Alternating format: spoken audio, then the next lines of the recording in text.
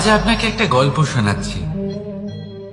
একদিন এক ব্যক্তি নিজের দ্বারে লিখে দিলেন, আজ আমি ভীষণ দুঃখী, আজ আমার সাথে কেউ দেখা করতে আসবেন না। কিছুক্ষণ পরে তার এক বন্ধু এল। সে সেই লেখা পড়ল, তাও গিয়ে তার সাথে দেখা করল। সে বলল, আমি লেখাপড়া জানি না, কিন্তু আমার বন্ধুর মনের এই বেদনা, এটা আমাকে সবসময় ডাক দেয়। এরাই হলো আসল বন্ধু। কোনো কারণে আপনি যদি দুঃখ পান, কোনো সমস্যার সমাধান না বের করতে পারেন, এই সংসার থেকে আলাদা হয়ে যেতে চান, তাও এই বন্ধু আপনার সাথেই থাকবে। সমস্যার সমাধান না দিতে পারলেও আপনার সম্বল হয়ে অবশ্যই থাকবে। হয়তো আপনার দুঃখ কম করতে পারবে না, কিন্তু আশার আলো অবশ্যই দেখাবে। যখন আপনি সংসারের থেকে আলাদা হয়ে যান, তখনও আপনার সাথে যুক্ত থাকে আপনার এই বন্ধু, আসল বন্ধু। এবারে আমরা মানুষেরা বড়ই বিচিত্র। তারা সব সময় যে কোনো জিনিসের মাহাত্ম্য দুবার বুঝতে পারে। এক, তা পাওয়ার আগে। দুই, তা হারাবার পরে। এবারে ঠিক এরকমই আমাদের বন্ধুরাও হয়। যদি আজ আপনার বন্ধুরা আপনার সাথে থাকে, তাদের প্রতি কৃতজ্ঞ থাকুন, তাদের প্রসন্ন রাখুন, তাদের মাহাত্ম্য বুঝুন। কারণ একবার আপনি এদের হারালে, অনুতাপ করলেও আর এদের ফেরত পাবেন না। তাই ভালোবাসুন, বন্ধুত্ব বজায় রাখুন, আর আমার সাথে প্রসন্ন হয়ে বলুন, রাধা রাধা।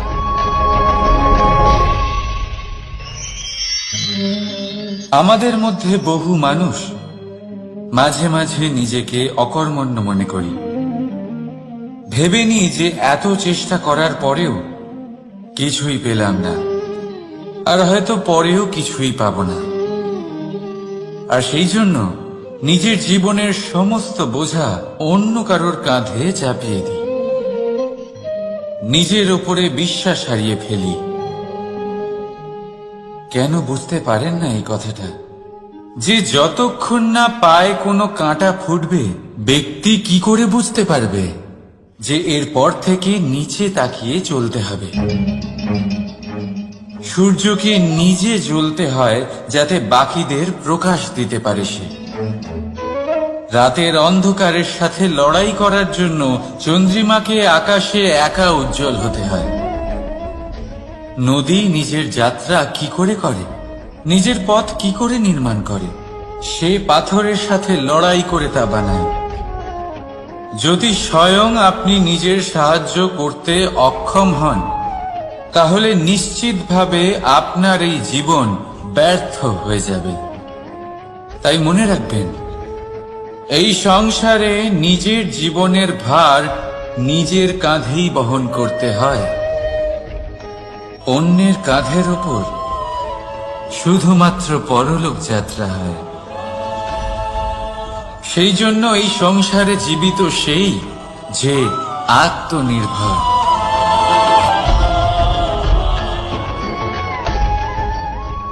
রাধা রাধা। সময়, কথায় বলে সময়ের পূর্বে কিছুই হয় না।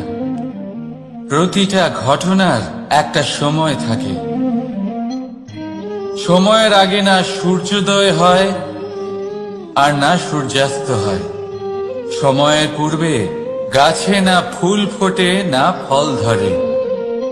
কিন্তু একটা কথা ভেবে দেখুন, যদি বর্ষা আসার আগে কৃষক ভূমিকে না প্রস্তুত করে, বীজ রোপণ না করে, তাহলে কি ফসল ফলবে?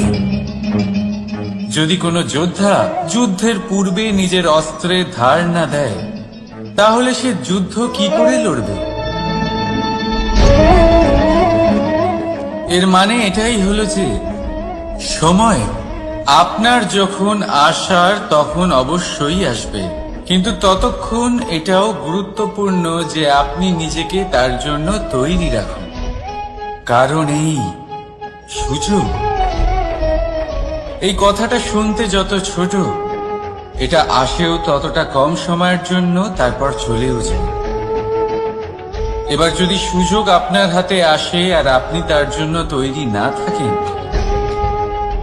তাহলে আপনি সাফল্য কি করে পাবেন? তাই আপনি সঠিক সময়ের জন্য অপেক্ষা করুন, সেই সুযোগের জন্য অপেক্ষা করুন, কিন্তু ততক্ষণ নিজের চেষ্টার দ্বারা নিজেকে আরো সক্ষম করে তুলুন। কারণ সাফল্য আপনার জন্য অপেক্ষা করছে, শুধু আপনি তার জন্য তৈরি থাকুন।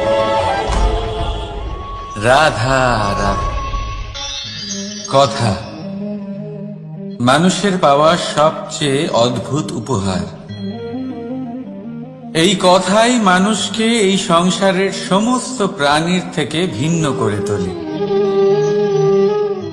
সংসারের সবচেয়ে উপরে নিয়ে যায়।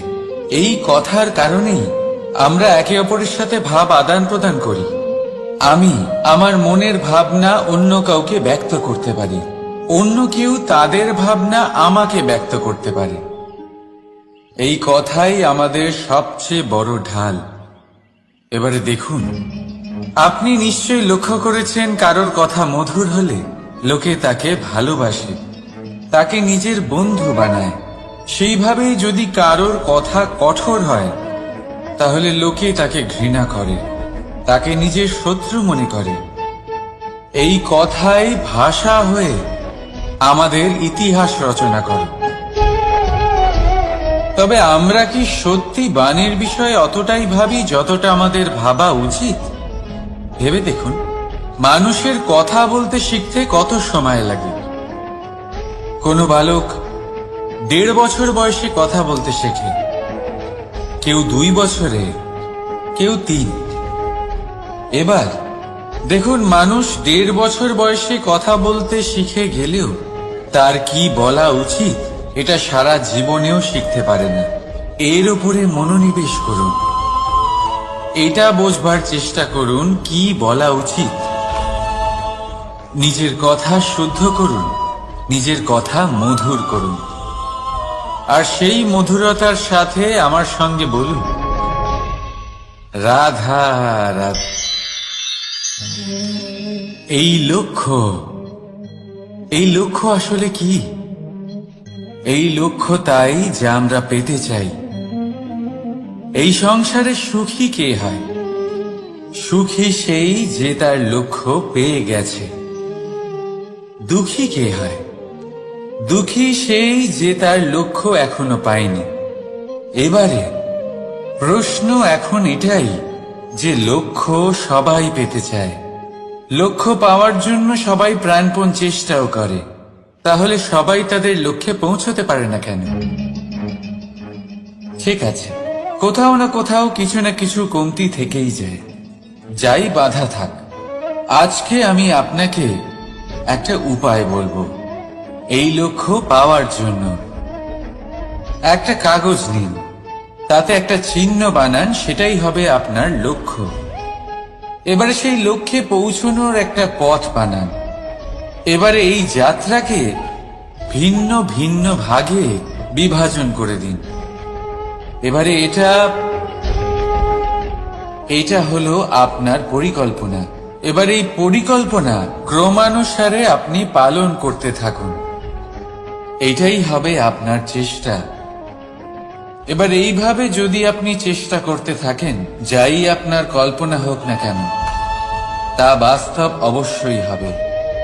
তাহলে এই কল্পনাকে বাস্তবে রূপান্তরিত করুন। এইভাবেই নিজের পরিকল্পনা পালন করতে থাকুন। আপনার যাই কল্পনা থাকুক বা যাই লক্ষ্য থাকুক, তা বাস্তবে পরিণত হয়ে আপনার হাতে অবশ্যই আসবে। রাধা রাধা। বাবার এক মিত্র ছিলেন, বড়ই দুঃখী ছিলেন, বিপদে পড়েছিলেন। কি করবেন? ব্যবসা ভালোভাবে চলছিল না, বাড়িতে শান্তি ছিল না, সমস্ত জায়গায় ক্ষতি হচ্ছিল। তাই উনি একজন জ্যোতিষীকে দেখালেন। জ্যোতিষী বললেন, আপনার যে বাড়ি আছে সেটা আপনার জন্য অশুভ, আপনার এই বাড়ি পাল্টে ফেলুন। উনি বাড়ি পাল্টে ফেললেন, তবুও ওনার সমস্যার সমাধান হলো না। তারপর একজন জ্ঞানী ব্যক্তি ওনাকে বললেন যে আপনার জামা কাপড়ের যে রং সেটা বিপদকে আমন্ত্রণ জানাচ্ছে, এই জামা কাপড়গুলিকে পাল্টে ফেলুন।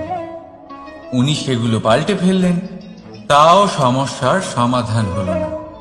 আবার একজন জ্ঞানী ব্যক্তি বললেন যে আপনার আশেপাশে যে মানুষজন রয়েছে তারা এটা চায় না যে আপনি সফল হন, তারা আপনার ক্ষতি চায়, তাদের সাথে সমস্ত সম্পর্ক ভেঙে ফেলুন। তো উনি সম্পর্ক ভেঙে ফেললেন, কিন্তু তাতেও ওনার জীবনে কোনো পরিবর্তন এলো না। তার মানে তিনি বাড়ি পাল্টালেন, জামা কাপড় পাল্টালেন, সম্পর্ক পাল্টালেন, যেটা পাল্টালেন না তা হলো স্বভাব। এই যে স্বভাব, এটা অত্যন্ত গুরুত্বপূর্ণ। এই স্বভাবই আপনার ব্যক্তিত্ব তৈরি করে। তাই নিজের স্বভাব শুধরে ফেলুন, তাতে ভালো পরিবর্তন আনুন, সবকিছু ভালোই হবে। রাধা রাধা। ক্রোধ। লোকে বলে যে এই ক্রোধ পাপেরই মূল, কিন্তু সত্যি কি এই ক্রোধ পাপের মূল? একটু ভেবে দেখুন, এই ক্রোধ বাস্তবে আসলে কি? এই ক্রোধ একটা অনুভূতি যা আপনার মধ্যে হঠাৎই অসীমিত তেজ সঞ্চালন করে। এবারে আমি আপনাকে কিছু উদাহরণ দিচ্ছি যাতে আপনি বুঝতে পারেন যে ক্রোধ আপনার জন্য ভালো কি না। যদি কারোর সাথে অন্যায় হয় আর এটা দেখে আপনার ক্রোধ হয়, আর এই ক্রোধ আপনাকে তার সাহায্য করতে প্রেরণা যোগায়, তাহলে এই ক্রোধ অবশ্যই ভালো।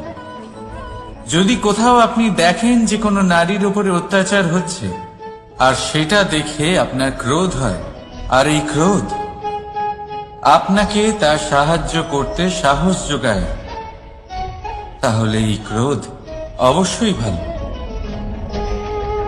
যদি এই সংসারে কোথাও আপনি কোনো অনৈতিক কাজ বা ছলনা দেখেন আর আপনার তাতে ক্রোধ না হয়, কিছুই অনুভব করেন না,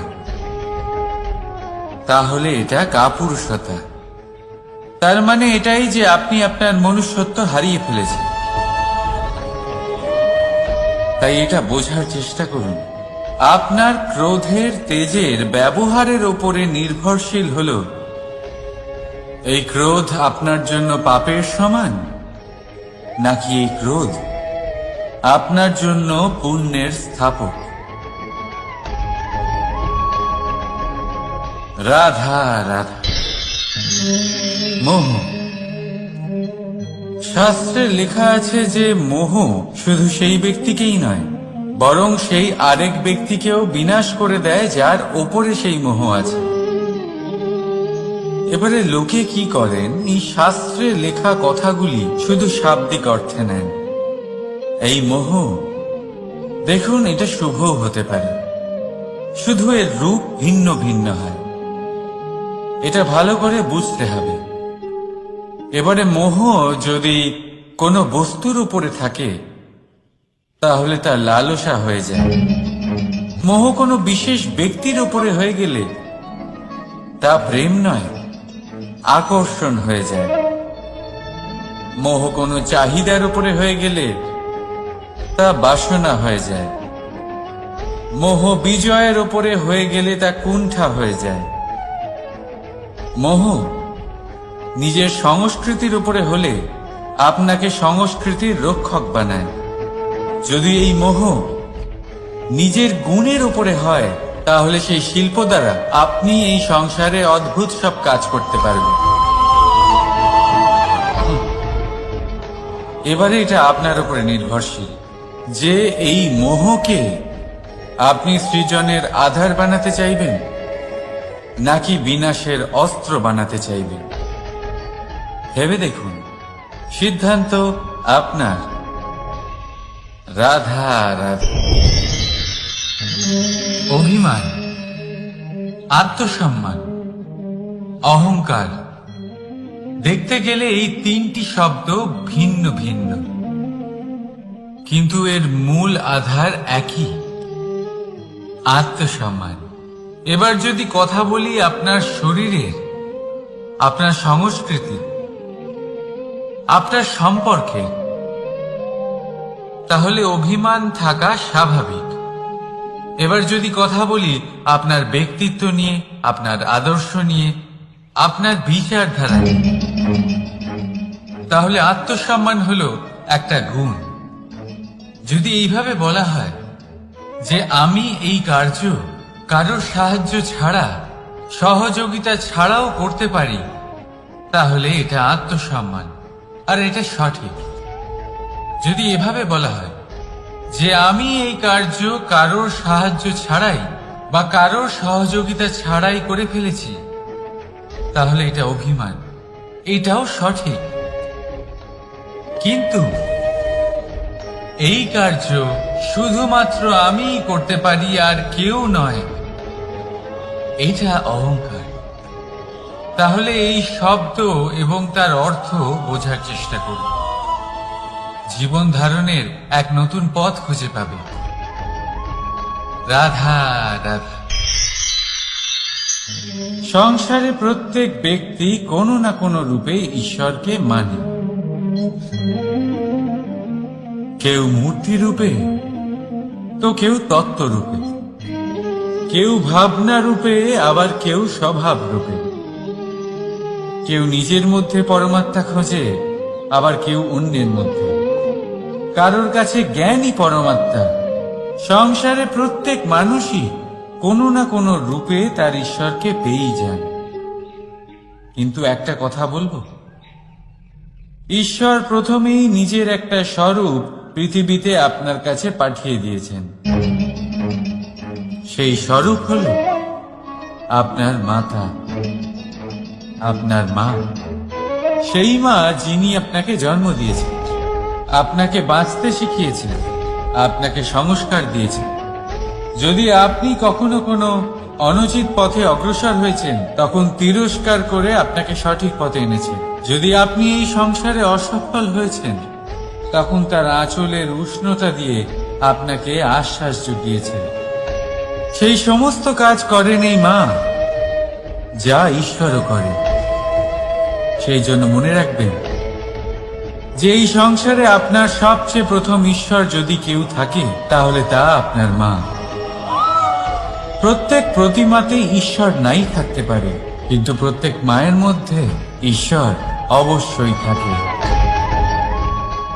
রাধা রাধা। আপনি নিশ্চয়ই দেখে থাকবেন যে প্রদীপের নিচে অন্ধকার থাকে। যে প্রদীপ সংসারকে আলোকিত করে, সেই প্রদীপের নিচেই অন্ধকার। এবারে অনেক মানুষ আছে যারা এই বিষয়টা এইভাবে দেখে যে ব্যক্তি নিজের সমস্যার সমাধান করতে পারে না, আর গোটা সংসারকে উপদেশ দেয়। কিন্তু এইটা দেখার আরো একটা দৃষ্টিভঙ্গি আছে, আর সেটা হচ্ছে যে স্বয়ং জ্বলে সংসারকে আলোকিত শুধু সেই করতে পারে যা রাধার বড়ই শীতল হয়। এই সংসারের পথপ্রদর্শক সেই হতে পারে, এই সংসারকে দিশা সেই দেখাতে পারে যার মধ্যে সন্তোষ আর ধৈর্য শক্তি আছে। এবারে দেখুন, এটা অত্যন্ত গুরুত্বপূর্ণ বিষয় যে বিবেক তখনই কাজ করে যখন মন শান্ত থাকে, যখন মন শীতল থাকে।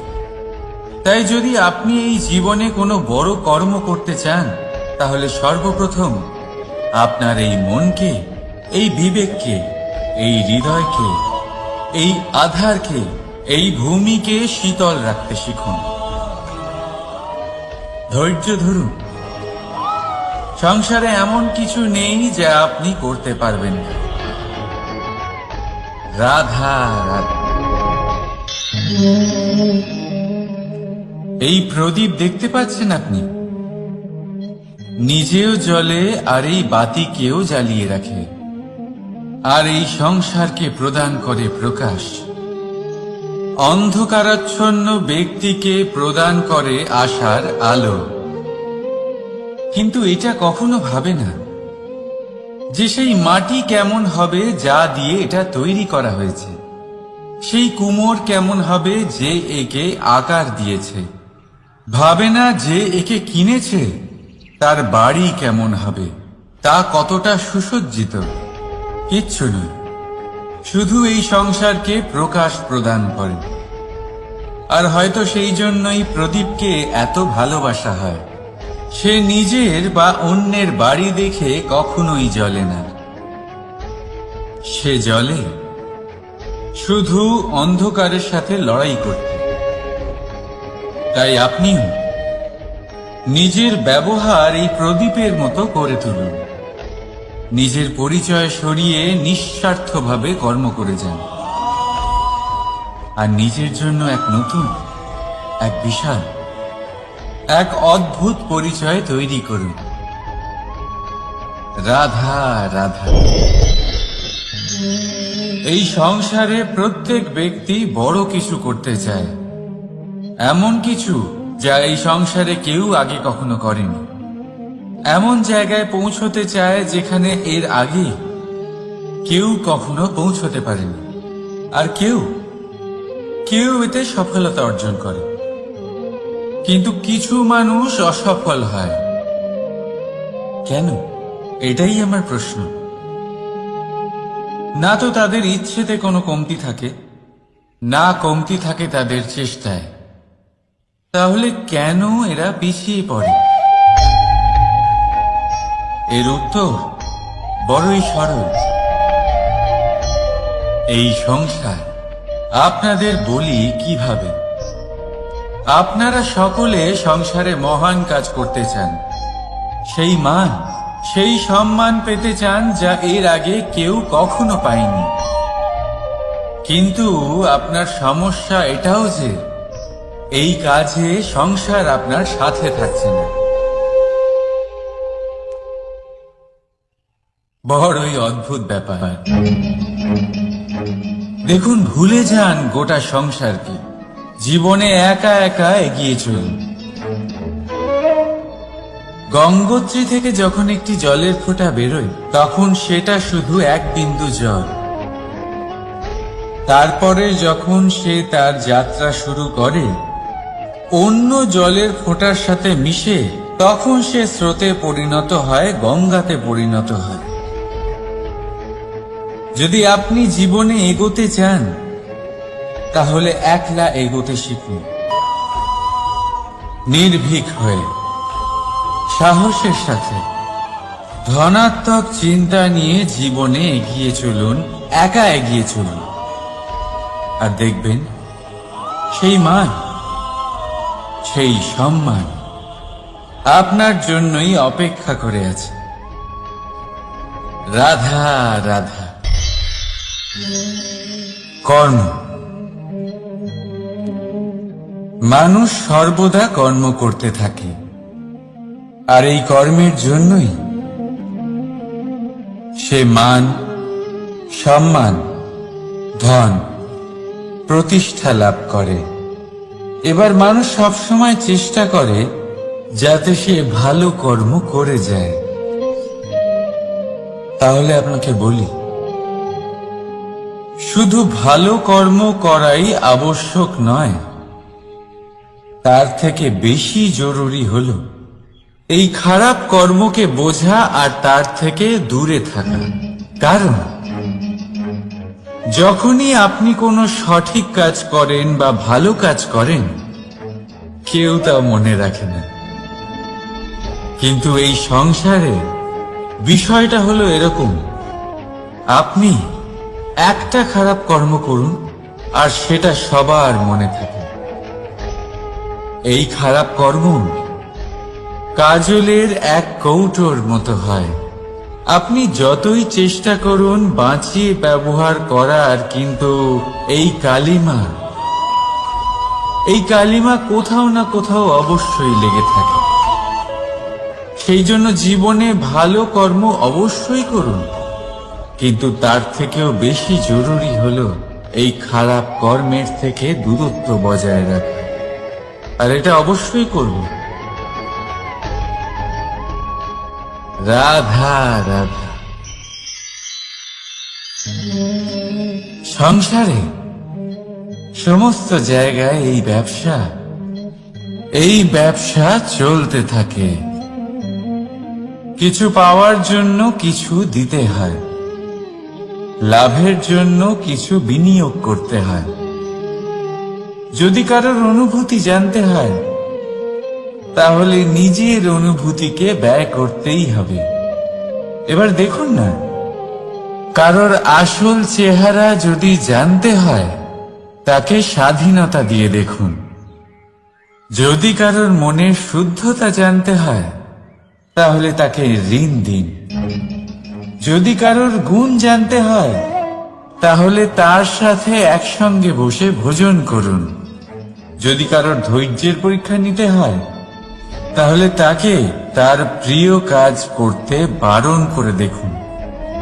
যদি কারোর ভালো দিক জানতে হয়, তাহলে তার থেকে পরামর্শ নিয়ে দেখুন। এক অনুভূতির বদলে অন্য এক অনুভূতি বিনিময় করতে হয়। কিন্তু এই সংসারে একটাই এমন অনুভূতি আছে, যেটা দেখার জন্য, যেটা পাওয়ার জন্য আপনাকেও ঠিক সেই অনুভূতিটাই দিতে হবে। আর সেটা হলো প্রেম। যদি কারোর ভালোবাসা দেখতে হয়, তাহলে তাকে নিঃস্বার্থ ভালোবাসা দিন। যদি কারোর থেকে ভালোবাসা পেতে চান, তাহলে তাকে নিঃস্বার্থ পরিশুদ্ধ ভালোবাসা দিন। রাধা রাধা। কথায় আছে, সময়ের পূর্বে আর ভাগ্যের বেশি কেউ কিছুই পায় না। এবার এর মানে কি এটাই যে আপনি শুধুমাত্র সময়ের অপেক্ষা করবেন, সবকিছু নিজের ভাগ্যের উপর আর কপালের উপরে ছেড়ে দেবেন, নিজে কিছুই করবেন না? যদি আপনি এরকম করেন, তাহলে আপনি একটা বস্তু অবশ্যই পাবেন: নিরাশা, অসফলতা। এবারে আপনি বলবেন, যদি সবকিছুই ভাগ্য আর সময়ের উপরে নির্ভরশীল হয়, তাহলে আমরা কি বা করতে পারি? করতে পারেন চেষ্টা, পরিশ্রম। এই চেষ্টাই আপনার জীবনে সেই সময়কে আপনার কাছে টেনে নিয়ে আসে, সেই সময়ে যার অপেক্ষা আপনি করছেন। আর এই ভাগ্য তার সামনেই নত হয় যে সর্বদা পরিশ্রম করতে থাকে। রাধা রাধা। এই পদ্ম ফুল দেখতে পাচ্ছেন? এর অভ্যেস হলো জলস্তরের ওপরে ভাসা। সেই জন্য জলাশয়ের জলস্তর যখন বৃদ্ধি পায়, এই যে ফুলের কাণ্ড দেখছেন, সেটাও বাড়তে থাকে, যাতে এই ফুল জলস্তরের ওপরে থাকে। কিন্তু যখন সেই জলাশয়ে জলস্তর নামতে থাকে, সেই কাণ্ড নিজেকে ছোট করতে পারে না, আর এই ফুল নিজের ভারে নিজেই ভেঙে পড়ে। এবার এটা আমাদের সাথেও হয়। সময়ের সাথে আমরা জীবনে যত সাফল্য পাই, আমাদের জীবনের স্তর বাড়তে থাকে। আর যখন আমাদের সংস্থান কমতে থাকে, আমরা সেই জীবন স্তর ছাড়তে পারি না, আর শেষ পর্যন্ত সেই জীবন স্তরের কারণেই ভারাক্রান্ত হয়ে শেষ হয়ে যায়। সেই জন্য যদি কিছু রাখতে হয় তাহলে তা হলো দৃষ্টিভঙ্গি। সাধারণভাবে জীবন যাপন করতে শিখুন, সময়ের চক্রও আপনাকে মাত দিতে পারবে না। রাধা রাধা।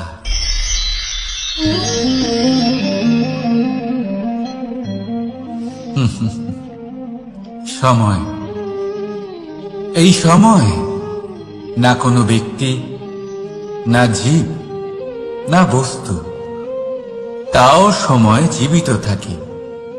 এই সময় না জল, না অগ্নি, আর না বায়ু, কিন্তু তাও আমাদের জীবনের আধার এই সময়। দেখতে গেলে মানুষ এই সময়ের হাতের খেলনা। কখনো আমাদের সময় ভালো হয়, আবার কখনো খারাপ। কেউ সময় আসার প্রতীক্ষা করে, আবার কেউ সময় যাওয়ার প্রতীক্ষা করে, কিন্তু এই সময় কারোর হাতে ধরা দেয় না। এই সময় যা কেউ দেখতে পায় না, এটা সবাইকে সবকিছু দেখিয়ে যায়। দেখিয়ে যায় যে আপনকে আর পরকে, আমাদের শুভাকাঙ্ক্ষীকে আর ক্ষতিকে চায়, আমাদের মিত্রকে আর আমাদের শত্রুকে। এই সময় আপনাকে দেখায় যে আপনি কতটা শক্তিশালী, সেই সময় আপনাকে দেখিয়ে যাবে আপনি কতটা দুর্বল। এই সময় সব কিছু দেখিয়ে যায়। তাই এই সময় যা এতটা শক্তিশালী, তা আমরা নষ্ট কেন করি? ভেবে দেখুন। এবারে উঠুন আর এই সময়ের সম্পূর্ণ ব্যবহার করুন, এই সময়ের সদ্ব্যবহার করুন, কারণ এই সময়কে ব্যবহার করাটাই আপনার হাতে রয়েছে, আর কিচ্ছু না। আর এই সময় একবার বয়ে গেলে তখন যাই করুন না কেন, কখনো ফেরত আসবে না। সময়ের সদ্ব্যবহার করুন আর সবার মধ্যে আনন্দ ছড়ান। আর আসুন আমার সাথে ভালোবেসে বলুন, রাধা রাধা।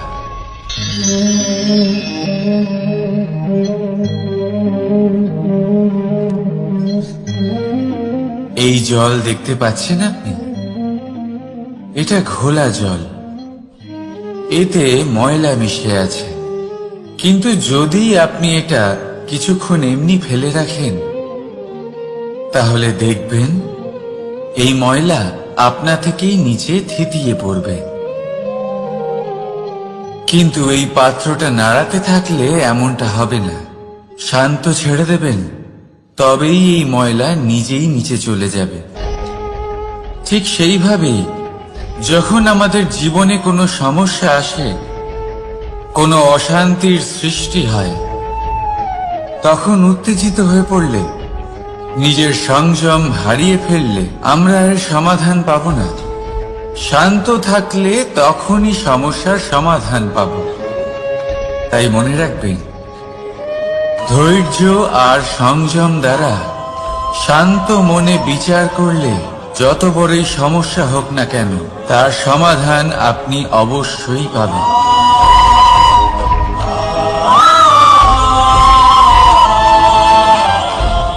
কারণ অশান্তির সমাধান শুধুমাত্র শান্তি। রাধা রাধা। প্রজাপতি আকাশে উড়ে বেড়ায়, সে সুন্দর ফুলের রস আস্বাদন করে, উন্মুক্ত উড়ে বেড়ায়, কিন্তু তারও বিপদ কম কিছু নেই। যেমন হলো পতঙ্গ, জন্তু এই প্রজাপতিকে নিজের আহার করে নেয়। তাকে এদের থেকে সাবধানে থাকতে হয়। সত্য হলো এটাই যে এই প্রজাপতি ততদিনই সুরক্ষিত থাকে যতদিন এদের পাখনা বৃদ্ধি পায় না। যখন এরা এদের খোলসের মধ্যে থাকে, যখন না কারো দৃষ্টি এদের ওপর পড়ে, আর না কোনো শত্রু এদের আঘাত করতে পারে। কিন্তু তখন তারা বন্ধ থাকে, অবিচল নিশ্চল থাকে। এই সুন্দর সংসার দেখার জন্য, এই সুন্দর আকাশ পাওয়ার জন্য তাকে তার সুরক্ষা ক্ষেত্র থেকে বাইরে বেরিয়ে আসতেই হয়। আর এটাই জীবনের নিয়ম। মানুষের সাথেও ঠিক এরকমই হয়। যদি মানুষ বিশ্রাম আর সুরক্ষা এদের বন্ধন থেকে না বেরোয়, তাহলে সে জীবিত অবশ্যই থাকবে, কিন্তু জীবন ধারণ করতে পারবে না। কারণ যদি জীবনে বড় কিছু করতে হয়, বড় কোনো কিছু পেতে হয়, সাফল্যের শিখর অবধি পৌঁছতে হয়, তাহলে সর্বপ্রথম আপনাকে নিজের সুরক্ষা ক্ষেত্র থেকে বেরিয়ে আসতেই হবে। এই আরামকে ত্যাগ করতেই হবে। তবেই আপনি সফল হতে পারবেন।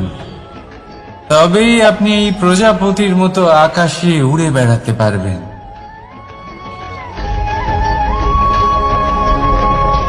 রাধা রাধা। কখনো ভেবে দেখেছেন আমরা জিহ্বার সাথে সাথে কান কেন পেয়েছি? এবার আপনি বলবেন এ তো সহজ কথা, যাতে আমরা কথা বলার সাথে সাথে শুনতেও শিখি। এবারের আরো একটা গুরুত্ব আছে। আগে আমাকে বলুন, নিজের প্রশংসা শুনতে কার না ভালো লাগে?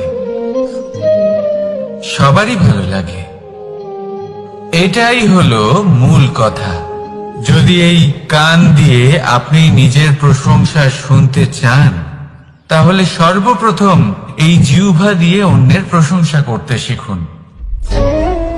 এবার প্রশংসার বিষয়ে একটা অত্যন্ত গুরুত্বপূর্ণ কথা আপনাদের বলি।